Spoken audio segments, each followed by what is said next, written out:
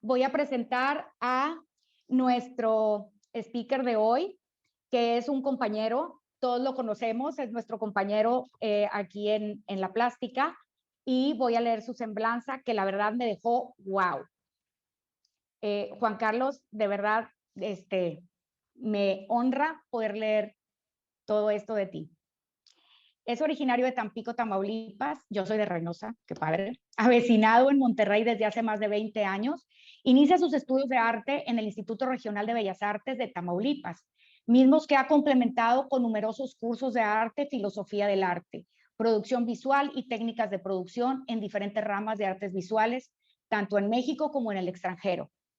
Juan Carlos es ingeniero químico y maestro en ciencias por el TEC y doctor en artes por el Instituto de Comunicación, Artes y Humanidades de Monterrey y la Escuela de Estudios Multiculturales. Como productor visual, ha participado en más de 70 exposiciones individuales en México, Estados Unidos, Francia, Italia, Alemania, Suiza, Centroamérica, y además de haber presentado su trabajo en 9 exposiciones individuales. Entre el 2002 y el 2007 participó en el colectivo Movimiento 01 y es miembro de la Asociación de la Plástica desde el 2001. Sus líneas de trabajo e investigación se centran en el binomio arte-tecnología, el net art, y las maneras que estos influyen en la efectividad. Es un concepto nuevo, tengo entendido. Juan Carlos nos va a platicar del net art hoy y se me hace interesantísimo. Y con todo esto, bienvenido Juan Carlos, te cedemos la pantalla. Sí, por favor. Gracias. ¿Ustedes me dicen cuando ya se pueda? Sí. Yo creo que ya, ¿verdad, Julia?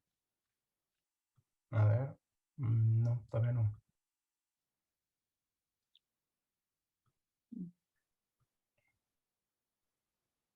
¿Ya le llegó la notificación? Sí, ya. Ok. A ver si ya la ven por ahí. Ustedes me dicen cuando ya. Sí, sí la vemos. ¿Ya la ven? Sí. Muy bien. Bueno. Ok. Pues muchas gracias. Buenas tardes a todos. Y primero que nada, pues le quiero agradecer a la Asociación de la Plástica por darme pues la oportunidad de compartir aquí con ustedes, compañeros y colegas, algunos de los conocimientos y conclusiones que recabé como parte de mi tesis doctoral en artes y que tiene que ver con, pues, con las redes sociales y aparte pues un proyecto que desarrollé durante varios años entre blogs, chats y pues en general el internet. Así que bueno, pues muchas gracias y pues bueno, espero que les guste esta pequeña presentación. En esta ocasión, pues yo pensaba presentarles mi proyecto, porque bueno, pues era como que interesante ver un proyecto en la red, pero bueno, finalmente decidí que mejor lo iba a pasar para otra ocasión, porque aunque lo resumiera, es un proyecto bastante largo, como les decía, tomó 10 años, pues llevarlo a cabo, pues me tardaría más tiempo del que tenemos esta tarde. Sin embargo, pues voy a tratar de esbozar el marco teórico en el cual me estuve moviendo todo este tiempo, y algunas de las características e historia del arte en Internet, enclavado en este medio que es tan importante en nuestras vidas pues hoy en día. Entonces, así pues, quisiera comentarles que las redes sociales, a ver, nada más permítanme ver si está funcionando esto. No quiere jalar. Un segundito.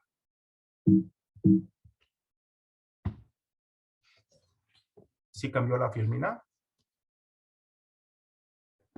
Sí, sí cambió. Y aquí está. Ok, gracias. Muy bien. Es que como que no, aquí no me la ha cambiado. Muy bien. Entonces quisiera comentarle que pues las redes sociales, para empezar, no son cosa nueva. Porque las redes sociales siempre han existido. Tenemos, por ejemplo, la familia, nuestra comunidad, los grupos de amigos, el grupo de la iglesia, la escuela, los compañeros de trabajo, pues etcétera. Todas estas pues son redes sociales. Y la característica que nos atañe en este momento son las relaciones que se crean entre las personas debido al vínculo que nos une. A ver, permítame un segundo.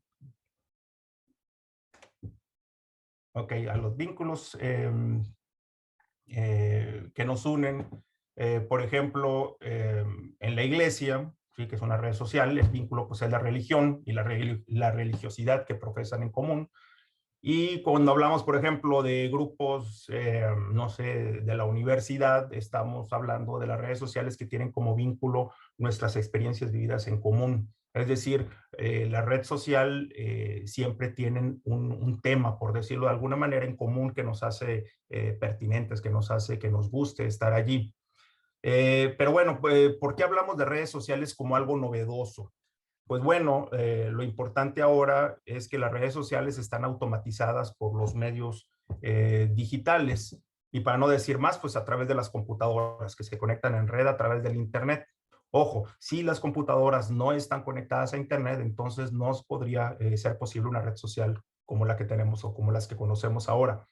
Y por decirlo también, la importancia que les damos el día de hoy tiene mucho que ver con que podemos crear, entrar y salir de las redes sociales que pueden ser reales o imaginarias. Entonces eso es bien importante porque no solamente son reales, sino que también pudieran ser en un momento dado ficticias. De ahí que tengan y que estén en boga y sobre todo porque nos dan una oportunidad adicional para expresarnos sin tener que presentarnos. Más adelante pues voy a explicar a qué se debe este fenómeno. De esta manera, la evolución de este medio está ligado a la evolución de la computadora, las ciencias computacionales y a los medios digitales. Pero, pues se van a preguntar qué tiene que ver todo esto con el arte. Voy a hacer una pequeña pausa. Si necesitan, si alguien tiene una duda, me pueden interrumpir, aunque estoy leyendo aquí millón, pero si tienen una duda, con todo gusto. Entonces decía, bueno, pues ¿qué tiene que ver todo esto con el arte? Ese arte que decimos, bueno, ese mundo de sinvergüenzas y bohemios. ¿Qué tienen que ver las redes sociales y este mundo de computadoras y redes tan tecnológico? Pues el arte, como siempre, ¿sí? Si alguna una definición, seguirá siendo una herramienta que nos permite a los individuos explorar desde diferentes ángulos las más complejas experiencias que suceden a nuestro alrededor y en nuestro interior, que al expresarse o más bien presentarse ante una audiencia en alguna forma pactada para ello, ya sea una pieza física, un performance, un texto, etcétera, se convierte en un referente de la época y el lugar en que se ha creado. O sea, el arte, sobre todo, es un referente. El marco de referencia que tenemos es quizá lo más importante que tenemos a la hora de crear arte y sobre todo, pues bueno, si es contemporáneo, que pues, no se diga. Y si lo pensamos bien, un referente de una época es aquello que con los años se vuelve símbolo por antonomasia de ese tiempo. Por ejemplo, si pensamos en el Renacimiento, pues no podemos quitar de la mente a los cuadros de Botticelli, por ejemplo, los frescos de Miguel Ángel, ¿sí? Y bueno, claro, Leonardo da Vinci, ¿por qué no? El arte del Renacimiento es pues el referente de esa época. En ese sentido, por ejemplo, decimos, bueno, también en el Renacimiento había otras cosas, había economía, el comercio, pero la mayor parte de la gente cuando pensamos en el Renacimiento casi siempre pensamos o no dejamos de pensar en el arte. O sea, podemos ver cómo esa relación que tiene el arte con su época es súper importante, son referentes de la época. Y bueno, si quisiéramos seguir con esta práctica o con este ejercicio, pues también podríamos ir o podríamos mencionar, por ejemplo, a los impresionistas, si queremos evocar al París de mediados del siglo XIX. Y bueno, pues hay un montón de otros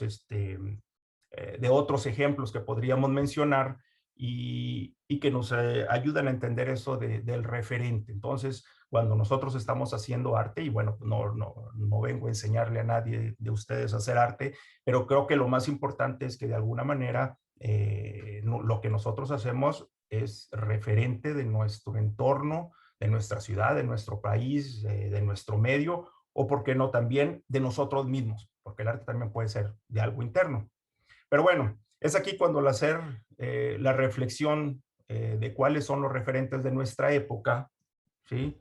Hoy en esta década del siglo XXI no podemos dejar de lado las redes sociales. Muchos de nosotros en este momento, por ejemplo, estamos observando, pues podemos decir el WhatsApp, en vez de estar viendo a la persona que tenemos enfrente de la pantalla, y eso nos dice algo, ¿sí? Es decir, que cada quien por su simple lógico va a entender por qué el arte por qué las redes sociales son el referente de esta época. Es decir, hay gente que va a decir, bueno, pero pues también en este siglo XXI tenemos otras cosas que que son importantes. Por ejemplo, tenemos el calentamiento global, tenemos la globalización, tenemos la posibilidad de guerras, la contaminación, una serie de cosas, ¿verdad? Pero yo creo que nunca podríamos dejar, si hiciéramos una lista, yo creo que nunca podríamos dejar de poner a las redes sociales como referentes de esta época que estamos viviendo ahora, ¿sí? Y estoy seguro que sería los primeros lugares, o sea, algo que está cambiando el mundo, que nos ha cambiado la forma en que nos comportamos, que está influyéndonos día a día y no, ¿por qué no decirlo segundo a segundo? Pues es la conectividad y las redes sociales. Entonces, bueno, ¿hacia dónde me dirijo? ¿Sí? ¿Hacia dónde va esta plática? Pues vamos a hacer arte en las redes sociales, o se puede hacer arte dentro de las redes sociales, o en este momento ya hay arte en las redes sociales. ¿Qué forma tiene? ¿Quiénes son esos artistas? ¿Cuáles son las características del arte en las redes sociales? ¿O tenemos que hacer arte en las redes sociales para ser artistas contemporáneos? Yo creo que eso podría ser una pregunta que nos pudiera llegar a interesar, porque pues todos queremos ser artistas de la contemporaneidad, es decir, no queremos ser artistas antiguos o artistas o una persona que esté haciendo arte de otra época, ¿sí? Pero bueno, en esta charla pues vamos a tratar exactamente de contestar de alguna forma y claro, a mi manera de ver estas preguntas. Entonces, continuamos. Para empezar y de manera sencilla, tal como lo indicamos al intitular la charla, sí existe en el medio artístico algo que se llama NetArt, ¿sí? El arte del Internet. NetArt o net.art o net-art, ¿sí? O sea, hay diferentes maneras de intitularlo. ¿Por qué les comento esto? Pues porque por más que yo les pueda decir aquí, yo creo que la mejor manera, si ustedes se llegan a interesar más adelante en esto, es que ustedes lo busquen. Y a veces es difícil, le ponen NetArt y no funciona, le ponen net.art y encuentran algunas cosas, pero la manera más sencilla es así como lo pongo. Net.art es la forma más adecuada para hacer una búsqueda y pues van a encontrar una cantidad de cosas increíblemente variadas. El término de NetArt se acuñó recientemente, en 1995, ¿sí? Por un error ahí que hubo en algunas páginas. Pero bueno, inmediatamente se empezaron a surgir tímidas manifestaciones de esta nueva forma de hacer arte. Voy a mencionar unos cuantos ejemplos que van a contestar las preguntas que he mencionado anteriormente y que ustedes podrán explorar con mayor profundidad si les interesa, simplemente con buscar en internet bajo el nombre de estos casos, ¿sí? O sea, la mejor manera yo creo que de explicarles qué es esto es pues ver casos de este tipo de arte. En este punto y antes de continuar voy a hacer algunas precisiones que nos ayudarán a entender lo que no es arte en las redes sociales, ya que la gran cantidad de información que ustedes van a encontrar o que hay en el ambiente, ¿sí? Puede llegarnos a confundir, ¿sí? Entonces, ¿qué no es arte en las redes sociales? ¿Sí?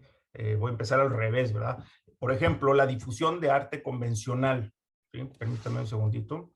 Sí, un segundito, porque creo que se me adelantó una. Bueno, la difusión de arte convencional, por ejemplo, llámese pinturas, esculturas, obras de los grandes maestros, videos, películas, todo aquello que ha sido montado en internet para su difusión. Es decir, por ejemplo, la página oficial de Louvre no es arte en las redes sociales. Y si googleo, por ejemplo, Caravaggio en internet, ¿sí? Las fotografías digitales de sus obras, pues tampoco lo van a hacer, ¿sí? O sea, eso no es arte en internet. Por ejemplo, las páginas de internet de museos y galerías, ¿sí? Y otros institutos de difusión de artes públicos y privados con motivos de presentación y documentación, pues tampoco lo son, ¿sí?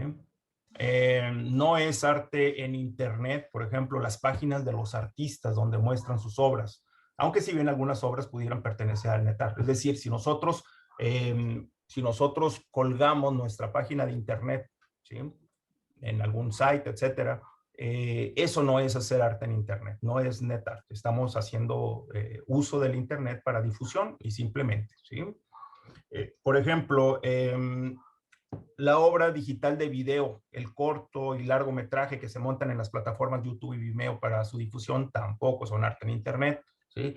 Y bueno, no se digan los memes, TikToks, videos que se viralizan y la mayor parte de las producciones personales de los influencers, los blogueros y el público en general normalmente tampoco lo son, ¿sí? Entonces, bueno, ahí tenemos una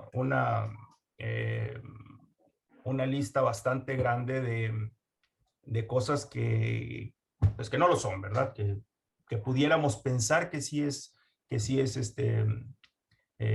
arte en Internet, pero pues no lo es. Y finalmente, pues hay una categoría que son el arte computacional, por ejemplo, aquellas personas que se dedican a dibujar en la computadora, la fotografía digital, por ejemplo, para aquellos que somos fotógrafos, y otras expresiones que se producen en la computadora y que pueden ser presentadas offline, tampoco son ArtNet. ¿Por qué no lo son? Bueno, pues porque se pueden ver exactamente así, offline, es decir, yo pongo una computadora, no está conectada al Internet y puedo ver ese arte, lo puedo compartir, lo puedo disfrutar, lo puedo analizar, por lo tanto, no es NetArt, ¿sí? Entonces, el NetArt es aquel que se ve, se disfruta, se analiza en línea. Si no es así, bueno, pues no se considera arte en Internet o arte o NetArt. Y entonces, pues ya empezamos a entender lo que es el NetArt. Sin embargo, una cosa bien importante es que el arte en Internet, el NetArt, es y cumple las mismas premisas básicas, por ejemplo, de un pintor, del pintor más tradicional que pudiera existir llevadas a su público, pero ahora con el pincel de la tecnología del Internet, ¿sí? ¿Por qué digo esto? Porque a final de cuentas lo más importante en el arte en Internet, como en cualquier otro arte, pues es lo que uno lleva dentro. O sea, la tecnología no es más que la técnica, así como nosotros podemos aprender a pintar, no sé, acuarela, ¿sí? Lo importante no es que dominemos la técnica de la acuarela, sino que tengamos algo que decirle al mundo. Entonces, bueno, una vez que ya vimos lo que no es arte en Internet, lo que no es NetArt, entonces, ahora sí vamos a ver estos ejemplos de NetArt que nos dejan entrever lo que es, dando respuesta a algunas de las preguntas que ya habíamos mencionado. 19:30. Disculpen, aquí mi computadora me da la hora en voz. Muy bien. El primer ejemplo que vamos a ver es el que se llama GennyCam, ¿sí? GennyCam, en 1996, Jennifer Ringler, una muchacha de 19 años, fíjense bien la época, el año 1996, estamos hablando hace, ¿qué? 25 años, o sea, no es gran cosa, o sea, estamos bastante próximos, ¿sí? Esta muchacha conectó una cámara a su computadora y la puso en su cuarto, de tal forma que cada 15 minutos tomaba una foto y le enviaba automáticamente a su sitio web. Su experimento fue un éxito monumental y se considera una primera mirada al futuro digital, mucho antes de Twitter, Facebook o Instagram. O sea, hay que acordarnos que en 1996 no existían estas redes sociales. Su proyecto duró 7 años y al final ella desapareció del ciberespacio, es decir, terminó con todo, compartió todo sin censura y los espectadores, alimentados por el voyeurismo y la novedad, pudieron ver desde horas de inactividad en una recámara vacía, ¿sí?, hasta momentos de intimidad. En sus propias palabras, ella decía que dejaba la cámara encendida no porque quisiera ser vista, sino porque no le importaba ser observada. El experimento verdaderamente le fascinaba a ella misma. Entonces, a lo mejor estos ejemplos que voy a estar mencionando aquí les pueden parecer un poquito banales, pero hay que pensar sobre todo en el tiempo. Ahorita todo mundo se exhibe, todo mundo manda fotos de todas partes, pero en ese tiempo, en 1996, esto era una locura, ¿sí? Y entonces, ahorita en los siguientes ejemplos vamos a ver algo que se empieza a conjugar con todo esto del arte en las redes sociales. Este primer ejemplo es considerado uno de los ejemplos o uno de los proyectos pioneros del NetArt. Muy bien. El siguiente proyecto que les voy a presentar se llama Lonely Girl 15. Este también data del año 2006, ya un poquito más hacia acá en el tiempo, ¿sí? En este caso, una chica de 16 años comienza un blog. Un blog, si se acuerdan lo que es un blog, es como una página donde se narran cosas, donde se montan fotografías, videos y sobre todo se narra en textos, en pequeños textos, pues algo que se quiere explicar. Ahí ella narraba su vida, pero en esta narrativa y ficción se entrevé, o sea, cuando uno lo lee, que ella está sola y se siente sola, pero a su vez también cuenta que ella está enrolada en un culto o una religión prohibida, ¿sí? Entonces el proyecto otra vez estaba en la red, Hay mucho, la gente pues es curiosa, empieza morbosamente a ver qué le está pasando a esta muchacha, como si fuera una telenovela, ¿sí? Es decir, empiezan a ver todos los días qué sube, qué le está pasando. Entonces, lo que sí es importante que viene de CESC es que el proyecto era una producción para YouTube y involucró actores, director, edición de video y más, con la finalidad de hacer creer al espectador que Brie Avery, que es la persona, la muchacha que ven ahí en la fotografía, es real. Sin embargo, en sus emisiones esto no era evidente y el público creyó la trama, es decir, la gente se tragó completamente la historia. Este proyecto fue finalmente cancelado porque sus productores juzgaron que habían ido demasiado lejos. O sea, la gente se la creía tanto y estaba preocupada por esta muchacha que, bueno, dijeron esto ya se salió de control y crearon una situación en la que ella debía ir a una ceremonia prohibida y nunca jamás volvió. La audiencia la dio por muerta y se crearon múltiples teorías. Sin embargo, 10 años después, en el 2016, ¿sí? El proyecto y la verdad salieron a la luz, se impulsó a muchos a crear sus propias historias personales, una mezcla de ficción y realidad para ser mostradas en las redes sociales. Con estos dos proyectos, el de Lonely Girl y el de Jenny Camp, nos podemos dar cuenta de una cosa bien importante, que empieza por primera vez a salir en el medio la importancia de la creación de contenidos. Me explico. Antes teníamos, por ejemplo, los medios como la televisión, el cine, los periódicos, la prensa, el radio, y para hacer una producción, pues había eso exactamente, una producción, o sea, había dinero metido, había escenografía, había muchos elementos metidos ahí. Con estos proyectos, ¿sí? Y eso es la importancia del asunto de estos proyectos, es que se empieza a ver que con pequeños elementos, que a veces no es más que la escenografía de tu cuarto, y lo que tienes en la cabeza es suficiente para cautivar a millones. Hay muchas de estas producciones que cautivaban más gente que una telenovela o que una película. Entonces, esta es una de las aportaciones que dio el NetArt a los medios. Claro, ahora esto, pues ustedes van a decir, bueno, eso lo hace todo. Pero en ese tiempo, en el 2006, no lo hacía nadie. No. O sea, estas personas fueron pioneras y bueno, se consideran como uno de los primeros ejemplos que existen de NetArt. Muy bien. El tercer ejemplo del cual les quiero platicar el día de hoy se llama la Turbo Avedon.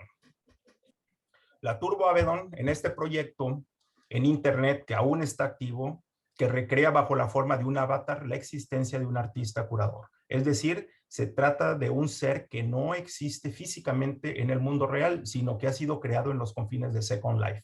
Para los que no están muy entendidos, Second Life es una aplicación, es un programa, ustedes pueden entrar en un rato más allí, ¿sí? Y uno se hace un perfil como se lo haría en Facebook. La única diferencia es que este perfil te permite crear un avatar, o sea, una presentación de ti mismo, virtual obviamente, pero en 3 dimensiones, que se mueve. Y entonces uno puede ser una mujer, puede ser un hombre, puede ser gordo, flaco, moreno, blanco, chino, sueco, ruso. Uno puede hacer lo que quiera, ¿sí? Entonces es muy interesante esta aplicación de Second Life. Ha crecido enormemente. Ustedes si pueden echarle un ojo, van a ver qué interesante es. Pero bueno, también lo interesante de esto es que fue desarrollado en el 2008, ¿sí? Y 2009. Es la manifestación digital de una persona que nunca ha existido, pero fuera del Internet, ¿sí? Este artista ficticio que funciona solo virtualmente presenta exposiciones, o sea, produce y manda sus obras a exposiciones, da cursos, da entrevistas, cura exposiciones de otros artistas reales. O sea, de repente lanzan una convocatoria y yo me puedo inscribir, ¿verdad? Y mandar y la exposición está curada y se ve en alguna galería, ¿sí? Y seguramente, es obvio, está manejado por un grupo de artistas o un artista o un grupo de artistas. Lo más probable es que sea un grupo por toda lo que conlleva, ¿sí? Desconocidos hasta este momento. O sea, hasta este momento nadie sabe quién está atrás de la Turbo Avedon, ¿sí? Quizá esto, no sé si alguien lo conozca o si alguien había oído hablar de la Turbo Avedon, pero es todo una vaca sagrada de lo que es el arte en Internet, del NetArt.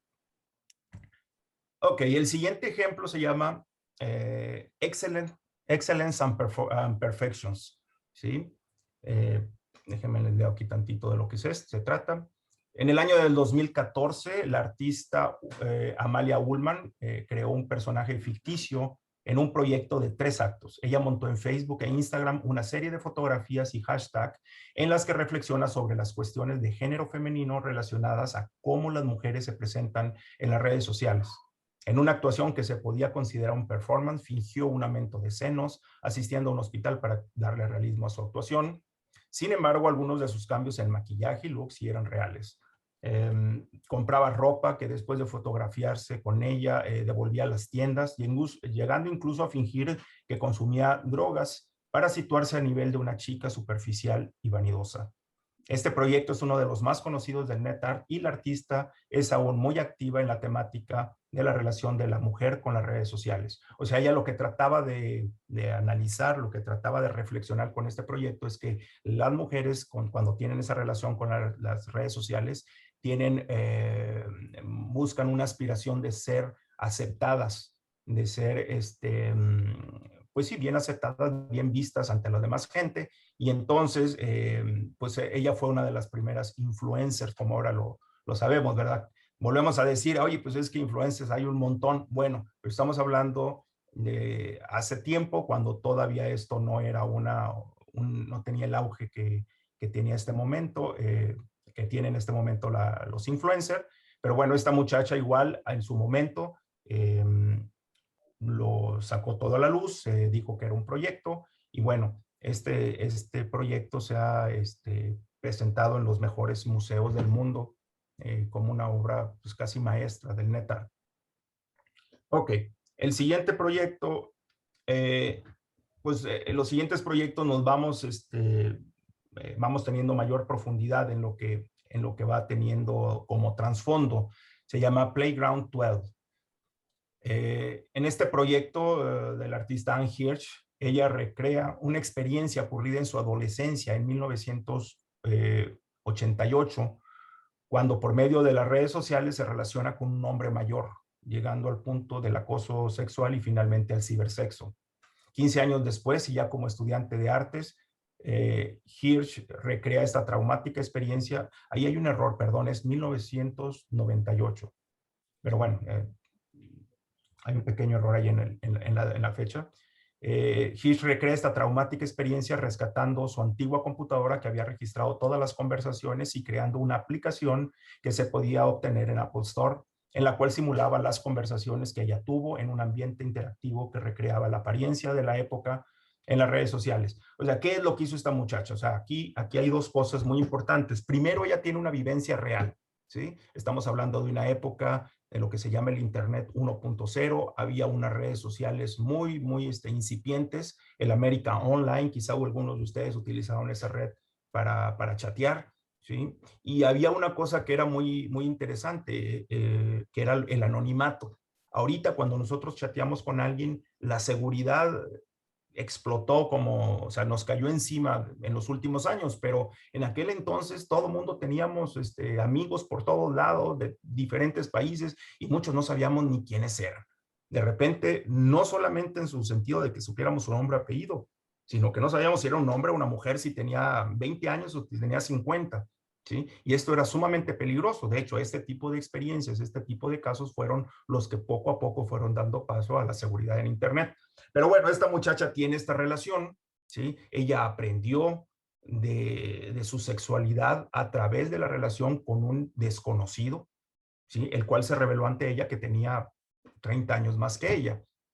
Sin embargo, ella lo aceptó y finalmente, bueno, pues ella pasó el tiempo, pasó el verano, dejó su computadora, siguió su vida, ¿sí? 15 años después, como les decía, lo que les acabo de leer, ella pues empieza a estudiar arte y al hacer su tesis de maestría y estando pensando qué es lo que iba a hacer, regresa a su casa, ¿sí? A la casa de sus padres y en un desván encuentra su computadora, ¿sí? La prende y cuál es su sorpresa cuando se da cuenta que ahí estaban todas las conversaciones que había tenido con el fulano este, ¿sí? Entonces se le ocurre que ella podía recrear esa experiencia traumática que había tenido y entonces es cuando, ayudado por una persona de sistemas, crean esta aplicación, ¿sí? Y entonces uno entra a la aplicación y pues está muy padre porque uno entra y es como si entraras a la computadora en el año 1998, es decir, aquellos colores cianes y azules y magentas que se usaban en aquellas entonces, pues ahí están presentes con la resolución de aquella época. Y entonces uno ve las conversaciones.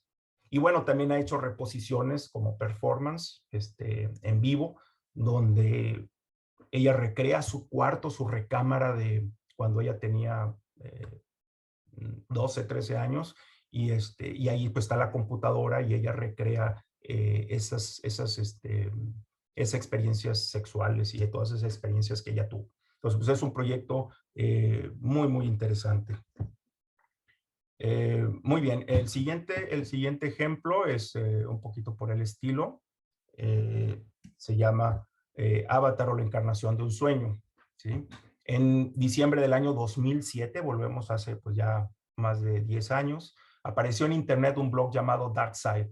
Este blog pertenecía a Jorge Williams, un joven norteamericano de 25 años que era artista visual, recién egresado, y que proponía un proyecto de pintura para el cual solicitaba la ayuda de otros blogueros del momento. Al blog pues acudían mucha gente por curiosidad, por la atracción de su avatar, y lo cual daba paso posteriormente a interacciones y charlas multimedia en otras plataformas de mensajería instantánea. ¿Sí? Durante los meses que siguieron, su proyecto progresó en Messenger, el MSN, ustedes lo recordarán, acompañado de un intenso intercambio de material digital en forma de relatos, historias, textos de blogs, comentarios, videos, etc. Al tiempo de que este muchacho pintaba los retratos de jóvenes al estilo de los avatares de ese momento y que se anticipaban a la importancia que más adelante tendría la costumbre de hacerse un selfie. O sea, en aquel entonces no existía ni la palabra. Y más allá de estas diferentes, diferentes circunstancias, en la vida, su historia, su personalidad, le hicieron ganarse la amistad pues, de mucha gente, ¿sí? Su inesperada muerte, murió al finales del verano del 2008, pues dejó una huella en las personas que pues habían tenido contacto con él. Y bueno, pues esta historia, pues quizá no sería, esta historia pues quizá no sería muy, vamos a poner aquí porque este es un video. Esta historia quizá no sería muy, pues muy diferente a las otras miles que se dieron durante los primeros años de la existencia de las redes sociales, si no fuera porque pues todo era mentira. Darkside era parte de un proyecto que tenía la finalidad de recabar material para producir arte, mostrando las fallas y riesgos de estos nuevos medios, tales como la falsa identidad y la manipulación afectiva a través de los medios electrónicos. Entonces, con estos casos que pues que aquí les he presentado, pues nos podemos dar cuenta que el arte en Internet es a lo mejor un poco distinto a como lo creíamos. No es dibujo, no es fotografía, es algo más intenso, es algo como todo el arte que producimos, es algo que nos viene pues a veces del corazón y que nos llega y nos toca esas fibras sensibles que tenemos todas las personas, ¿verdad? Lo más importante es de que, bueno, pues todos estos casos son bastante recientes, si nos ponemos a compararlos contra otros que pudieran estar en otros tipos de arte. Sin embargo, pues el cambio o la velocidad con la que ha evolucionado la tecnología, pues nos hacen parecer que fueran distantes en el tiempo, pero bueno, son increíblemente actuales. Para todos los creadores de estos proyectos que les acabo de mencionar, la tecnología no es un obstáculo, es una técnica más a dominar mediante un poco de estudio, siendo como siempre el arte, los motivos, las dudas del artista, sus miedos, sus traumas, sus pasiones y todo aquello que los interpela, la parte más importante de estas producciones. ¿Sí? Es decir, el arte sigue siendo arte toda la vida. Y entonces, bueno, pues la última pregunta, ¿debemos hacer arte en las redes sociales para considerarnos contemporáneos? Y la respuesta pues es sencilla, no. El Artnet no es sino una variante más, una opción para lograr esa complicidad entre el artista y el espectador, pues que solamente se logra con la obra de arte. ¿Sí? Desafortunadamente, pues les comento, las obras de NetArt son difícilmente vendibles, son públicas, son interactivas, todo el mundo te las vuela, las bajan, las descargan, y pues son válidas solo en un espacio de tiempo limitado. ¿Sí? Entonces, pues para aquellos que quieran entrar al mundo del arte en Internet, al NetArt, pues bueno, aquí les he dejado una serie de casos que ustedes pueden seguir estudiando. Son muy interesantes ya cuando uno se mete a estudiarlos en profundidad. Son muy intensos, son muy profundos y sin embargo pues nos dan el contexto de lo que estaba sucediendo en estos momentos. Quizá ahorita hay algunos proyectos de NetArt por ahí en los cuales nosotros seamos partícipes y no nos habremos dado cuenta, pero bueno, eso lo descubriremos en algunos años. Y bueno, pues por mi parte ha sido todo. No sé si tengan alguna pregunta. Sí. Voy a desconectar la pantalla. Sí, gracias. ¿Ya la recuperaron? Sí, Sí, gracias. Pues no sé pues si... no sé si alguien tiene una pregunta, pero en lo que a mí respecta, la verdad es todo nuevo. Yo no sabía qué era la diferencia y ahora me doy cuenta bueno, que lo que hacemos es difundir arte, no hacemos arte en Internet. O sea, lo que estamos haciendo nosotros hasta ahorita es una gran diferencia. Y aparte qué impresión, o sea, estamos hablando de 25 años atrás. Tiene muy poquito, es muy reciente, pero el problema con todo eso, por ejemplo, yo cuando me he enfrentado a esto, por ejemplo, ese proyecto que duró 10 años, al principio contra el final era un mundo de diferencia, o sea, por ejemplo, ahorita tenemos o vivimos en la hiperconectividad, o sea, nosotros estamos conectados 24 horas al día, 7 horas a la semana, 365 días al año, pero en aquel entonces el conectarse requería venir a una computadora, sentarse, ¿sí? Abrir sesión, conectarse con un módem que hacía unos ruidos extraños, ¿sí? O Y iban entrar a a un internet, cibercafé o en así. un cibercafé, Y, exactamente. ajá, Y nosotros pensamos que eso fue hace toda la vida, ¿verdad? No, pero fue hace poquito, ¿verdad? Si ustedes saben cuándo empezó Facebook, es hace poquito, ¿verdad? Por ejemplo, yo sin cuando em- empecé mi proyecto no existía Facebook, o sí existía, pero estaba empezando, pero nadie lo tomaba en cuenta, ¿sí? Nadie se conectaba por un teléfono celular, por ejemplo, y sobre todo lo que les decía, el anonimato. El anonimato fue una cosa que cambió todo. Ahorita yo creo que ninguno de estos proyectos podría ser posible porque a la primera de cambios nos pedirían conecta tu cámara. En aquel entonces eso no exacto, existía. Y fue hace 10 años. exacto. Y ahora los millennials dicen, ay, ya todo eso va de salida. O sea, Sí, que, y ahora nos dicen, ay, Facebook, eso ya, nadie se conecta, mamá. Todo eso va de salida. así es. Y hay muchos detalles, hay muchos, bueno, en este mundo del Internet es increíble, ¿verdad? Ahorita, antes de entrar aquí, estábamos hablando de, por ejemplo, de los filtros que hay, ¿verdad?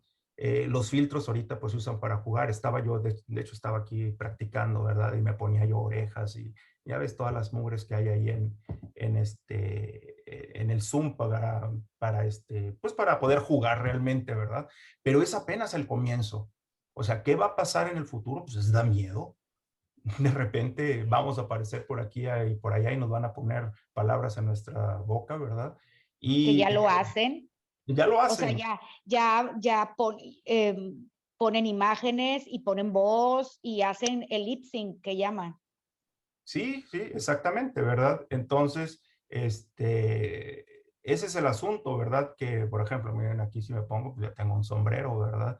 Y es una tontería, ¿verdad? Pero dentro de algunos años, imagínense las cosas que no va a haber, ¿verdad? De repente vamos a aparecer como, ¿qué les gusta? ¿Un viejito?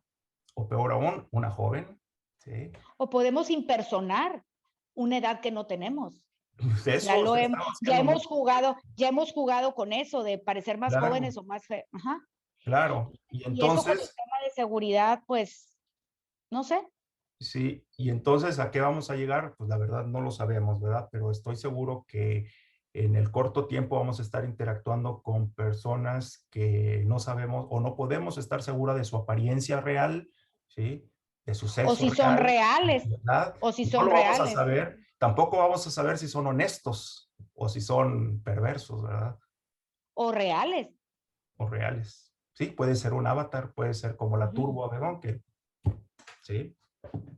O como los proyectos estos que les mencioné, que muchos de los personajes no eran reales, ¿verdad?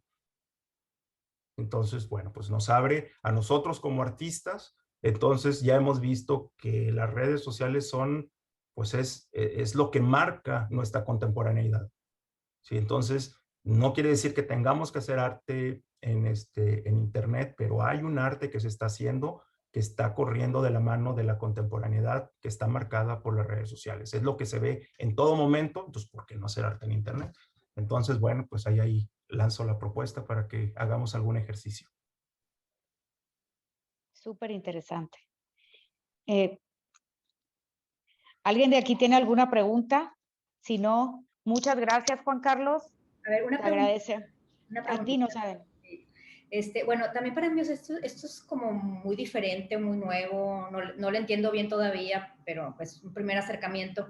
Pero, por ejemplo, cuando se usa un QR, ¿es lo mismo? ¿Es también un net art? O sea, el QR, o eso no es.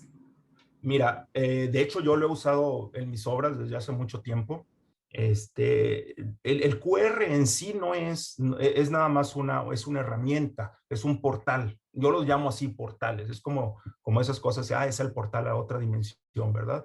Da una liga a un lugar en Internet. Entonces, si en esa liga existe NetArt, entonces sí lo es. ¿Sí? Por ejemplo, yo he hecho algunas obras que para poderse ver, la única manera, de hecho lo presenté ahí en la Casa de la Cultura, yo presenté un QR, ¿sí? Y entonces el QR, la mayor parte, el 90% de la gente no supo qué demonios había. Solamente los más jóvenes supieron que ese era un portal y entonces pusieron su teléfono y entonces había una liga a un sitio de internet donde se veía la obra. Y la obra estaba pasando en internet todo el tiempo como si fuera un loop infinito. La única manera de ver era internet, pero bueno, ya eso de poner la pantallita y la computadora en la sala de la galería está como que un poquito obsoleto. Entonces el QR funciona muy bien. Úsenlo. Ok, gracias, Juan Carlos. Sí, pues nos abre una puerta, realmente. ¿Alguna otra pregunta?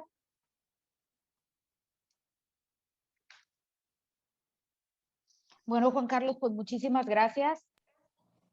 Te agradecemos el habernos abierto y darnos la oportunidad de conocer esto que de otra forma no hubiéramos tenido la oportunidad, y qué padre que estés con nosotros y que seas nuestro compañero, y de verdad súper orgullosos de tener, no sé cómo, de verdad, estoy admirada y muchas gracias. Hombre, al contrario. Gracias por dejarme transmitirles esto.